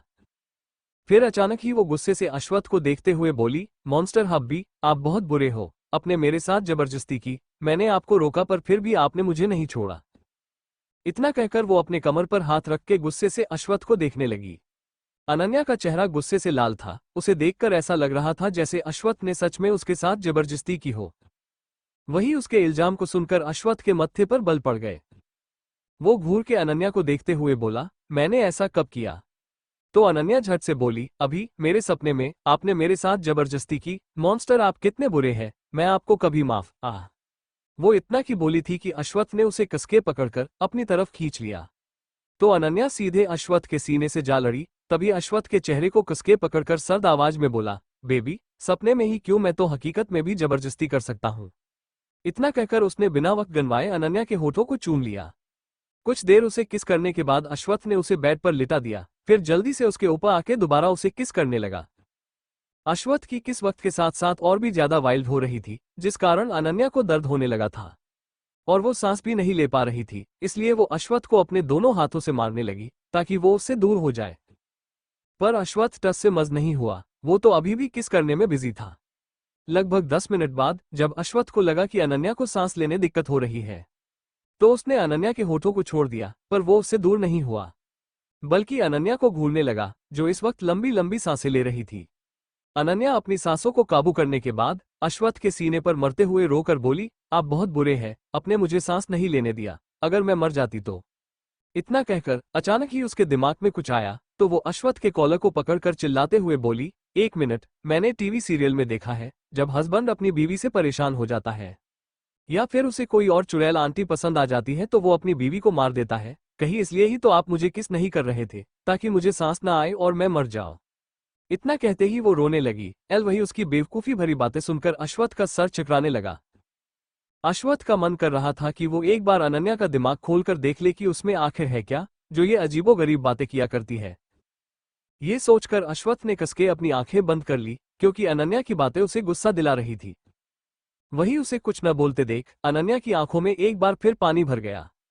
वो अपने आंसू बहाते हुए बोली, देखा, मैं सच बोल रही हूँ, वरना अगर मैं गलत होती तो आप अब तक मुझे डांट चुके होते, पर आपने मुझे नहीं डांटा। हा हा हा। इतना कहकर वो जोर जोर से रोने लगी। वही उसकी रोने की आवाज बाहर तक आ रही थी, जिसे वेद और अगस्त साफ सुन पा रहे थे। वही अगस्त, जो अनन्या की तबीयत खराब है ये खबर सुनकर भागा भागा हॉस्पिटल आया था। जैसे ही उसने अनन्या की रोने की आवाज सुनी तो वो परेशान होकर वेद से बोला, ये बेब क्यों रो रही है और ये अश्वत्थ क्या कर रहा है। इतना कहकर वो वार्ड के अंदर जाने लगा। तभी वेद उसका हाथ पकड़कर उसे रोकते हुए बोला, अबे पागल आदमी, किसे पता कि अंदर क्या चल रहा है, और वैसे भी थोड़ी देर पहले मैंने बेब की आवाज सुनी थी, वो कुछ सुहागरात बोल रही थी। सुहागरात शब्द सुनकर अगस्त शॉक हो गया। फिर वो वार्ड की तरफ अजीब नजरों से देखते हुए वेद से खांसते हुए बोला, हाँ, वैसे मैंने कभी नहीं सोचा था कि ये मॉन्स्टर जो हमेशा लोगों को डराया करता है, आज वो इस तरह बेशर्म की तरह वार्ड में सुहागरात मनाएगा। इतना कहने के बाद वो खुशी से वेद को देखने लगा। फिर अचानक ही उसने वेद के गालों, नाक, आंख और गर्दन पर किस कर लिया। अगस्त बार बार वेद को किस कर रहा था, क्योंकि वो ये सोचकर ही बहुत खुश था कि अश्वत्थ वार्ड के अंदर सुहागरात मना रहा है। वही वेद अगस्त की किस से इरिटेट होकर बोला, हटो, ये क्या कर रहे हो तुम, बेशर्म इंसान, शर्म नहीं आ रही है तुम्हें इस तरह की हरकत करते हुए। भले ही तुम्हें शर्म नहीं आती लेकिन मुझे आती है। इतना कहकर उसने पूरी ताकत से अगस्त को धक्का देकर खुद से दूर कर दिया और आसपास देखने लगा कि कहीं किसी ने अगस्त को उसे किस करते हुए तो नहीं देखा है। पर शायद उसकी किस्मत इतनी अच्छी नहीं थी, इसलिए ही वहां से गुजर रही 2 नर्सों ने सब देख लिया था। तभी एक नर्स दूसरी से हैरान होकर बोली, यार ये मैंने नहीं सोचा था कि इतने हैंडसम लड़के, ये मैंने क्या देखा। इतना कहकर वो अपनी आंखें ढकने लगी। तो दूसरी नर्स भी वेद और अगस्त को दया भरी नजरों से देखते हुए बोली, हाँ, पर बेचारे ये भी क्या ही कर सकते हैं, अब भगवान ने ही इन्हें ऐसा बनाया है। अब ये गे है तो कोई क्या ही कर सकता है, चलो यहाँ से चलते हैं। इतना कहकर वो दोनों तुरंत वहां से भाग गई। वही उनकी एक एक बातें वेद ने अच्छे से सुनी थी और अब वो अगस्त को गुस्से से देख रहा था। तो अगस्त उसे अपने दांत दिखाने लगा। ये देख वेद उसके कॉलर को पकड़कर गुस्से से बोला, बेशर्म आदमी, तुम्हारी वजह से मेरी जिंदगी झंड हो गई है। क्या तुम्हें पता है दुनिया के आधे से ज्यादा लोग, यहाँ तक कि मेरी फैमिली भी तुम्हारे कारण मुझे गलत समझती है। सबको लगता है कि मैं तुम्हें पसंद करता हूँ। इस वक्त वेद और अगस्त एक दूसरे के बहुत करीब थे और अगर कोई इन दोनों को इस वक्त देखता तो उन्हें यही लगता कि वेद और अगस्त एक दूसरे को किस कर रहे हैं। अभी वेद गुस्से से अगस्त को घूर ही रहा था कि तभी कोई खांसते हुए बोला, हाँ, अगर तुम दोनों को रोमांस करना है तो रूम में जाओ, पर प्लीज यह ऐसे खुले आम कुछ मत करो। ये आवाज सुनकर वेद एकदम से अगस्त से दूर होकर सामने खड़े इंसान को देखने लगा। वही अगस्त को पीछे मुड़ने की कोई जरूरत नहीं थी, क्योंकि वो इस आवाज को अच्छे से पहचानता था। उसने कसके अपनी आंखें बंद कर ली, फिर धीरे धीरे पीछे मुड़कर खड़े इंसान को देखने लगा, जो पहले से ही अपने हाथ बांधकर उसे ही घूर रहा था। वही अश्वत्थ के दादाजी ने पूरी पैकिंग कर ली थी अश्वत्थ के घर जाने के लिए। वो इस वक्त बहुत ही खुश नजर आ रहे थे। पर उनकी खुशी देखकर बाकी घर वालों को उन पर तरस आ रहा था। क्योंकि सबको पता था कि अश्वत्थ कभी भी उन सबको अपने घर नहीं आने देता। वही दादाजी ने अपना सामान एक नौकर को देते हुए कहा, जाओ और जाकर इसे कार में रख दो, मैं अभी आता हूँ। इतना कहकर वो अपने बेटों मतलब अश्वत्थ के डैड, जो अभी ही घर आए थे, और अश्वत्थ के बड़े पापा से कहा, मुझे पता है कि तुम दोनों मुझसे जल रहे हो क्योंकि आज से मैं मेरे पोते के साथ रहूंगा। उनकी आवाज में घमंड साफ नजर आ रहा था। तभी अश्वत्थ के डैड दादाजी से बोले, पापा आप कुछ ज्यादा ही सोच रहे हैं, ऐसा कुछ भी नहीं है। इनफैक्ट हम बहुत खुश हैं कि आप अश्वत्थ के पास जा रहे हैं, बस वो आपको अपने घर में घुसने दे। इतना कहकर वो अपनी हंसी को कंट्रोल करने लगे क्योंकि उन्हें दादाजी के ओवर कॉन्फिडेंस को देखकर हंसी आ रही थी।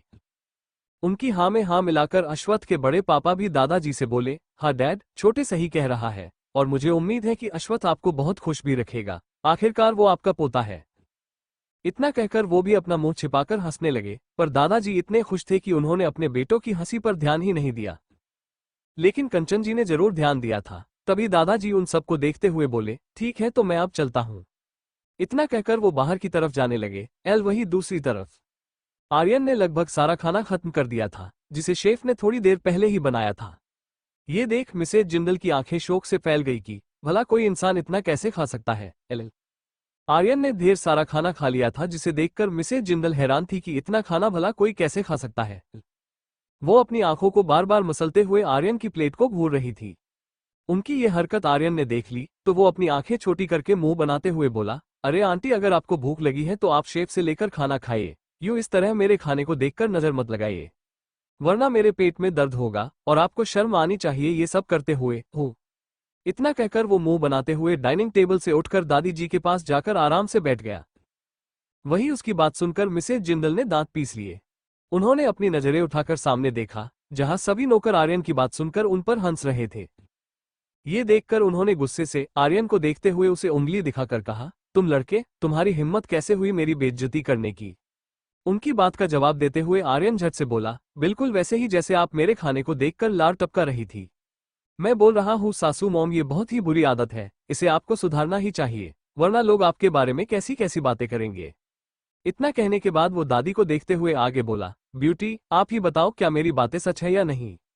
इतना कहकर उसने इनोसेंट सा चेहरा बना लिया। वही दादी तो पहले से ही आर्यन के ऊपर फिदा थी, और अब तो आर्यन का इनोसेंट सा फेस देखकर वो तो बिल्कुल फ्लैट हो गई।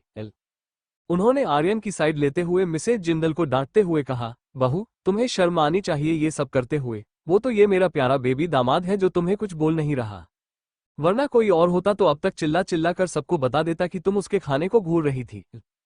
इतना कहने के बाद वो आर्यन की बलाइयां लेने लगी। वही अपनी सास की दांत सुनकर मिसेज जिंदल का मुंह बन गया। वो मन में बोली, आज तक तो मुझसे ढंग से बात भी नहीं की मम्मी जी ने, और अब इस आज के आए लड़के के लिए ये मुझे सुना रही है।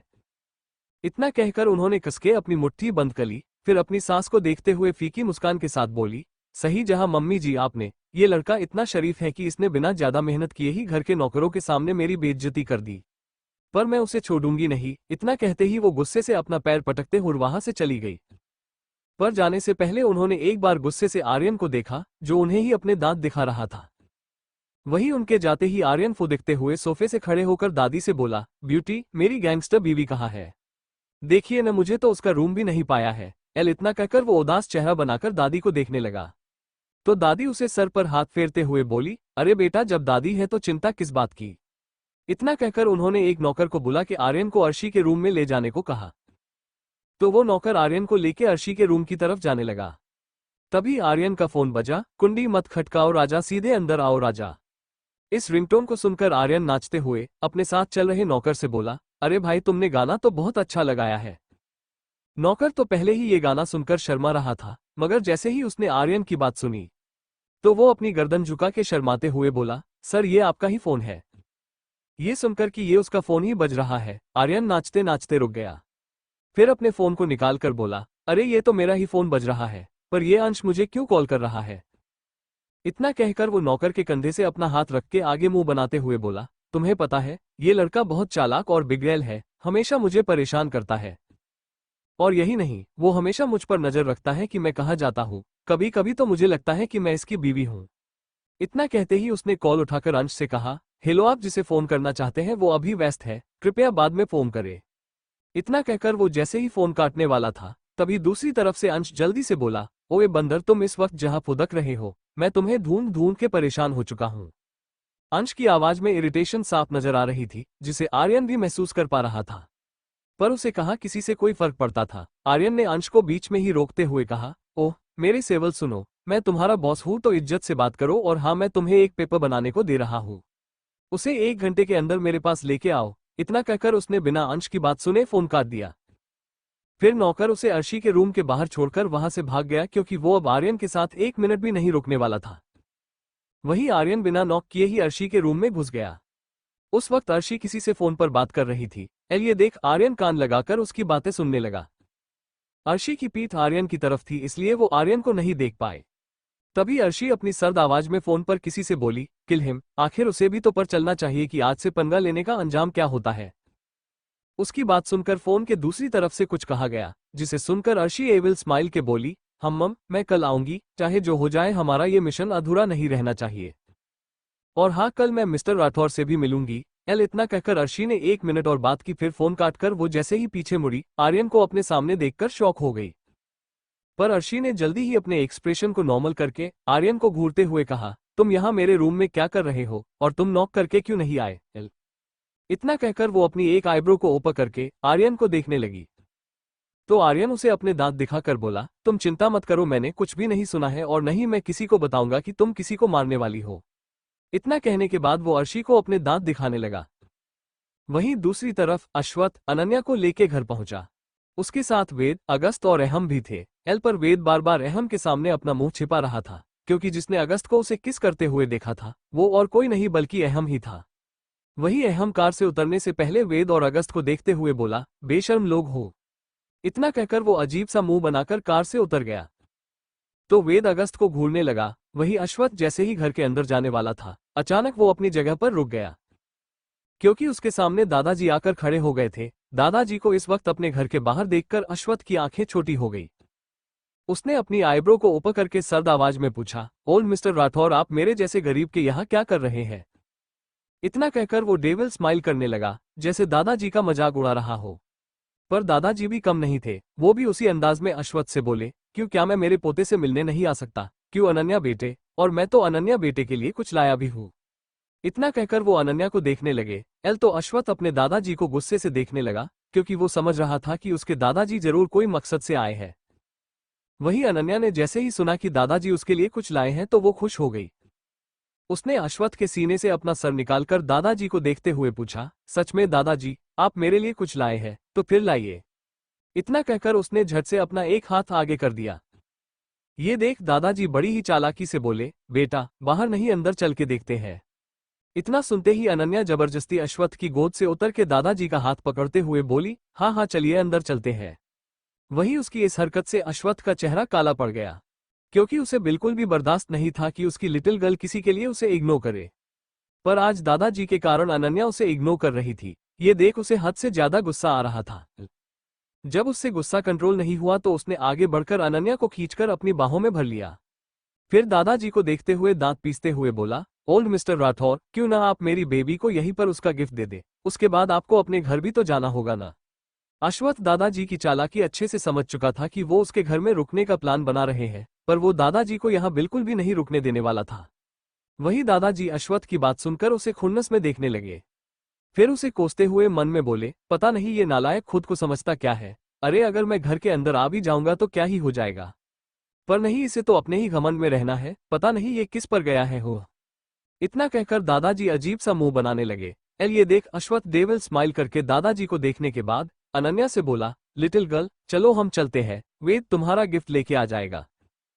इतना कहकर वो अनन्या को लेके अंदर जाने लगा। तो दादाजी टेंशन में आ गए।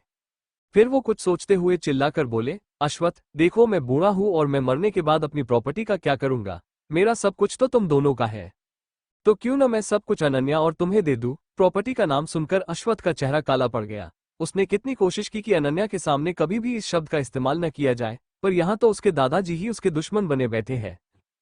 वो सोच ही रहा था कि तभी घर के बाहर एक धमाका हुआ और अनन्या जोर से चीखी। इस धमाके की आवाज सुनकर अनन्या ने डर से अपना सर अश्वथ के सीने में छुपा लिया और तभी उसके आंखों के सामने कुछ धुंधला धुंधला सा दृश्य आने लगा, जिस कारण उसके सर में फिर से दर्द होने लगा। वही दूसरी तरफ अंश आर्यन के मैसेज को देखकर हैरान था, लेकिन फिर भी उसने उन पेपर्स को बनवा लिया और अब वो अपनी कार में बैठकर आर्यन के बताए लोकेशन पर जाने लगा। वो कार स्टार्ट करने ही वाला था कि कनिका उसका हाथ पकड़कर बोली, अंश हनी प्लीज मुझसे शादी कर लो ना, मैं तुम्हें पसंद करती हूँ। और क्या तुम चाहते हो कि मैं जिंदगी भर तुम्हारे पीछे ही भागूं? फिर हमारे बच्चे कब होंगे? ओ। वो आगे कुछ बोलती तभी अंश इरिटेट होकर गुस्से से बोला, शट अप, तुम कितना बोलती हो और मैं कितनी बार बोलूं कि मैं तुम्हारा बॉयफ्रेंड हूं या हस्बैंड नहीं बन सकता। उसके इस तरह चिल्लाने से कनिका की आंखों में आंसू आ गए, मगर वो उन आंसू को छिपाते हुए बोली, अंश आई लव यू, मैं तुम्हारे लिए कुछ भी करूंगी, प्लीज मुझे एक्सेप्ट कर लो। इतना कहते ही उसने अपने होठ अंश के होठों पर रख दिया और उसे किस करने लगी। ये सब इतना अचानक हुआ कि अंश एकदम से शॉक हो गया, मगर जैसे को होश आया उसने कनिका को खुद से दूर करके उसके गालों पर एक जोरदार थप्पड़ मार दिया और फिर उसे गुस्से से देखने लगा। अंश ने कनिका को काफी तेज थप्पड़ मारा था, जिस कारण कनिका के आंखों से आंसू बहने लगे। वो अपने गाल पर हाथ रख के अपनी आंसू भरी नजरों से अंश को देखने लगी, जो उसे ही गुस्से से देख रहा था। अंश अपने दांत पीसते हुए कनिका से बोला, क्या तुम्हें शर्म नहीं आए मुझे किस करते हुए, या तुम हर राह चलते हुए इंसान को ऐसे ही किस कर लेती हो, बोलो। अंश की कड़वी बातें सुनकर कनिका का दिल टूट गया। वो मन में सोचने लगी कि क्या अंश उसके बारे में ये सोचता है कि वो हर राह चलते लड़के को किस कर लेती है? क्या उसे उस पर जरा सा भी भरोसा नहीं है? ये सोचते ही कनिका फूट फूट कर रोने लगी। फिर वो रोते हुए अंश से बोली, अंश मैं तुमसे प्यार करती हूँ, तुम मेरे बारे में ऐसा कैसे बोल सकते हो? तुम्हें क्या लगता है कि क्या मैं कोई ऐसी वैसी लड़की हूँ जो अभी भी किसी के साथ? छी। इतना कहने के बाद वो अपने आंसू पोंछकर अपनी लाल आंखों से अंश को देखते हुए आगे बोली, तुम बहुत बुरे हो, तुम यही चाहते हो ना कि मैं तुमसे दूर रहूं और तुम्हें परेशान न करूं। तो ठीक है, आज के बाद मैं कभी भी तुम्हारे पीछे नहीं आऊंगी, और वैसे भी अगर मुझे पता होता कि तुम्हारी सोच इतनी घटिया है तो मैं कभी भी तुमसे प्यार नहीं करती। इतना कहकर वो गुस्से से कार से उतर गई। वही उसकी बातें सीधा अंश के दिल पर लगी। कनिका के जाते ही उसने एक जोरदार पंच स्टीयरिंग व्हील पर मारते हुए कहा, मैं क्या करूं, मैं उसका दिल नहीं दुखाना चाहता था, पर मैं क्या करूं, मैं मजबूर हूं। मैं ऐसे तो उसकी जान खतरे में नहीं डाल सकता। इतना कहकर उसने कसके अपनी आंखों को बंद कर लिया। फिर कुछ देर बाद जब उसने अपनी आंखें खोली तो उसका चेहरा एक्सप्रेशनलेस था। वहीं दूसरी तरफ आर्यन ने खुद को अर्शी के वॉशरूम में बंद कर लिया था और अब वो दरवाजे के पास बैठकर अपने फोन को घूर रहा था। आर्यन फोन को घूरते हुए बोला, ये अंश का बच्चा कहाँ मर गया है? कितनी देर हो गई है, ये न अभी तक आया है और न ही इसने मुझे कॉल किया। इतना कहते ही वो वही फर्श पर लेट गया, पर उसे अब और इंतजार नहीं हो रहा था। उसने अंश को कोसते हुए कहा, ये अंश का बच्चा, भगवान करे कि कनिका उसे छोड़ दे, बेकार इंसान कहीं का, आने दो इसे, मैं छोड़ूंगा नहीं। अब आर्यन को क्या पता कि उसकी ये बददुआ अंश को पहले ही लग चुकी है। वो अभी सोच ही रहा था कि तभी अर्शी वॉशरूम का दरवाजा पीटते हुए बोली, दरवाजा खोलो वरना मैं इसे तोड़ दूंगी। अर्शी की आवाज में इरिटेशन साफ नजर आ रही थी। पर आर्यन को उससे कोई फर्क नहीं पड़ रहा था। उसे देखकर ऐसा लग रहा था जैसे वो बेहरा हो गया हो। वही अर्शी पिछले 3 मिनट से दरवाजा पीटते पीटते थक गई। पर आर्यन ने नहीं खोला तो अर्शी हार मानते हुए खुद से बोली, ये इंसान बहुत जिद्दी है, बिल्कुल बच्चों की तरह, इसे बच्चों की ही तरह बहलाना होगा। ये सोचते ही वो प्यार से आर्यन को मक्खन लगाते हुए बोली, माय बेबी हाफ हस्बैंड, दरवाजा ओपन करो, मुझे अजीब लग रहा है तो मुझे नहाना है। इतना कहकर वो डेविल स्माइल करने लगी। वही आर्यन ने जैसे ही अर्शी के मुंह से अपने लिए बेबी हाफ हस्बैंड सुना तो वो एकदम से खड़ा हो गया। फिर अचानक ही शर्माने हुए उसने दरवाजा खोल दिया। ये देख अर्शी के चेहरे पर जंग जीत लेने वाली मुस्कान आ गई, पर शायद अभी वो आर्यन को जान नहीं पाई थी, तभी तो इतनी जल्दी खुश हो गई। वही अर्शी जैसे ही वॉशरूम के अंदर गई, आर्यन भी उसके पीछे पीछे अंदर आ जाता है। फिर उसने अंदर से दरवाजा बंद कर लिया। अर्शी जो अपने कपड़े उतारने वाली थी, उसने जैसे जी दरवाजा बंद होने की आवाज सुनी तो उसने पीछे मुड़कर आर्यन को देखा तो वो हैरान हो गई। उसने गुस्से में आर्यन से कहा, तुम बाहर जाओ, मुझे नहाना है। उसकी बात सुनकर आर्यन अपने फोन को घूरते हुए ही बेफिक्र होकर बोला, हाँ तो नहाओ न, कौन सा मैंने तुम्हें रोक कर रखा है? एक तो मैंने तुम्हें यह आने दिया, ऊपर से तुम मुझ पर गुस्सा हो रही हो, बैड गर्ल। इतना कहकर वो मुंह बनाने लगा। वो मुंह बनाते वक्त बहुत ही ज्यादा क्यूट और प्यारा लग रहा था। ये देख अर्शी के दिल की धड़कनें बढ़ने लगी। उसे समझ नहीं आ रहा था कि आखिर उसके साथ हो क्या रहा है।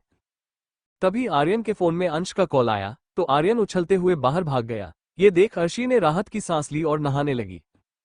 वहीं नीचे पहुंचते ही आर्यन ने जल्दी से अंश से वो पेपर लिए और दोबारा अर्शी के रूम की तरफ भाग गया। रूम में पहुंचते ही वो वॉशरूम में घुस गया। वॉशरूम में पहुंचकर उसने देखा कि अर्शी बार टब में बैठी है। ये देख वो बेशर्मों की तरह अर्शी के पास पहुंचकर बोला, गैंगस्टर क्या तुम नहा रही हो? कहीं मैं तुम्हें डिस्टर्ब तो नहीं किया? इतना कहकर आर्यन ने भोला सा चेहरा बना लिया, जैसे उससे भोला कोई हो ही ना।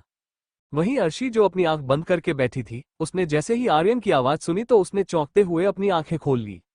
ये देख आर्यन एक पेन अर्शी को पकड़ाते हुए बोला, चलो इस पर साइन कर दो, फिर मैं चला जाऊंगा, पक्का।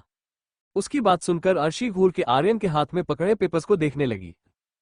फिर उसने आर्यन को देखा, उसे देखकर ऐसा बिल्कुल भी नहीं लग रहा था कि वो बिना साइन लिए यहां से जाएगा। ये देख अर्शी ने गहरी सांस लेकर खुद के गुस्से को शांत किया, फिर मन में बोली, अगर मैं बिना कपड़ों के न होती तो मैं तुम्हें जरूर सबक सिखाती। इतना कहकर उसने आर्यन से पूछा, इस पेपर में क्या लिखा है? उसका सवाल सुनकर आर्यन बिल्कुल भी नहीं घबराया, बल्कि बड़े ही कॉन्फिडेंस से झूठ बोलते हुए बोला, इसमें लिखा है कि मैं जब चाहे तुमसे मिल सकता हूँ, तुम्हारे घर आके अच्छा अच्छा खाना खा सकता हूँ। उसके कॉन्फिडेंस को देखकर अर्शी को लगा कि शायद वो सच कर रहा है, और वैसे भी वो इस वक्त आर्यन को यहाँ से भागना चाहती थी। इसलिए उसने बिना पेपर पढ़े उस पर साइन कर दिया। ये देख आर्यन की आंखें चमकने लगी, पेपर साइन होते ही उसने पेपर लिए और वहां से 9-2-11 हो जाता। वहीं आर्यन भागते हुए सीधा अंश की कार में बैठकर उससे बोला, भागो यहां से, मैंने अपना काम कर लिया है। उसकी बात सुनकर अंश कार स्टार्ट करते हुए अपना सरनामे हिलाते हुए बोला, तुमने ये अच्छा नहीं किया है, जब अर्शी को इस बारे में पता चलेगा तो वो तुम्हें छोड़ेगी नहीं। उसकी बात सुनकर आर्यन मुंह बनाकर बोला, तुम सब मुझसे जलते हो, बस एक बेब है जिसे मेरा ख्याल है।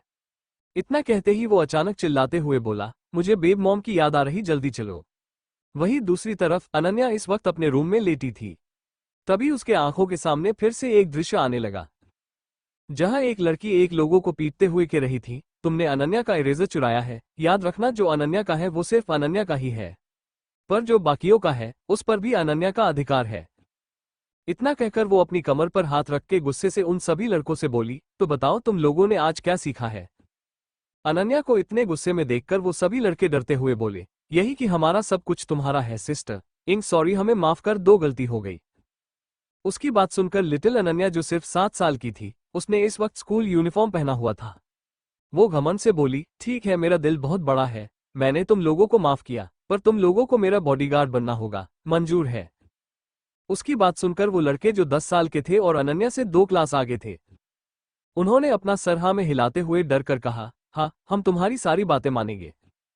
इतना कहकर वो सभी लड़के वहां से भाग गए। तो अनन्या अपने हाथ झाड़ते हुए डेविल स्माइल करके बोली, मैं इतनी प्यारी और टैलेंटेड हूँ, अगर ऐसा ही चलता रहा तो एक दिन इस स्कूल में मेरा ही राज चलेगा। इतना कहकर वो हंसने लगी। लिटिल अनन्या की हंसने की आवाज सोती हुई अनन्या के कानों में गूंजने लगी। तभी अनन्या अचानक ही उठकर बैठ गई, उसका शरीर इस वक्त पसीने से भीगा हुआ था, उसकी सांसें भी तेज चल रही थी। अनन्या ने किसी तरह खुद की सांसें को काबू में करते हुए कहा, ये क्या था? क्या वो बच्ची मैं थी? मेरा सपना कितना अच्छा था, मैंने कितने बॉयज लोगों को मारा। इतना कहकर वो खुश होने लगी। फिर उसने अपना सर पकड़ते हुए सीरियस होकर खुद से कहा, नहीं, ये सपना नहीं है, शायद ये सच है। अगर ऐसा है तो मुझे किसी को पीट कर देखना होगा कि क्या मैं उस छोटी अनन्या की तरह किसी को पीट सकती हूँ या नहीं। इतना कहकर वो तुरंत रूम से बाहर चली गई।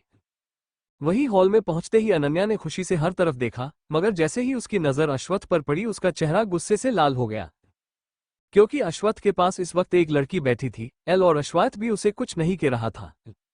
ये देखकर अनन्या जैसे पागल ही हो गई। वो तुरंत ही दंडनाते हुए अश्वत्थ के पास पहुंची, फिर अश्वत्थ की गोद में बैठकर उस लड़की को गुस्से में देखते हुए बोली, मॉन्स्टर हब्बी सिर्फ मेरे हैं, समझी तुम, बुरी लड़की। इतना कहकर उसने अश्वत्थ के होठों पर हल्की सी किस कर दी, जिससे अश्वत्थ बिल्कुल हैरान हो गया। पर जल्दी ही उसने अपने एक्सप्रेशन को बदल लिया और अनन्या से नर्म आवाज में कहा, क्या अब तुम ठीक हो या हम डॉक्टर के पास चले? वही अश्वत्थ को अनन्या से नर्म आवाज में बात करता देख वो लड़की हैरान हो गई, क्योंकि वो सालों से अश्वत्थ को जानती थी और आज तक उसने कभी भी अश्वत्थ को ऐसे किसी से बात करते हुए नहीं देखा था। पर आज जब उसने अश्वत्थ को अनन्या से इस तरह बात करते हुए देखा तो उसे जलन होने लगी। वहीं अनन्या ने तो अश्वत्थ की बात जैसे सुनी ही नहीं, क्योंकि उसका पूरा ध्यान तो अश्वत्थ के बगल में बैठी लड़की पर था। फिर अनन्या ने अश्वत्थ के कोट को खींचते हुए पूछा, हब्बी, ये कौन है? अनन्या ने हब्बी शब्द बहुत ही तेज बोला था ताकि वो लड़की को बता सके कि अश्वत्थ उसका हब्बी है और वो उससे न चिपके। ये बात अश्वत्थ भी समझ गया था, पर उसने इस बारे में कुछ नहीं कहा। तभी वो लड़की अनन्या को घूरते हुए बोली, हेलो, मैं हूँ अश्वत्थ की दोस्त।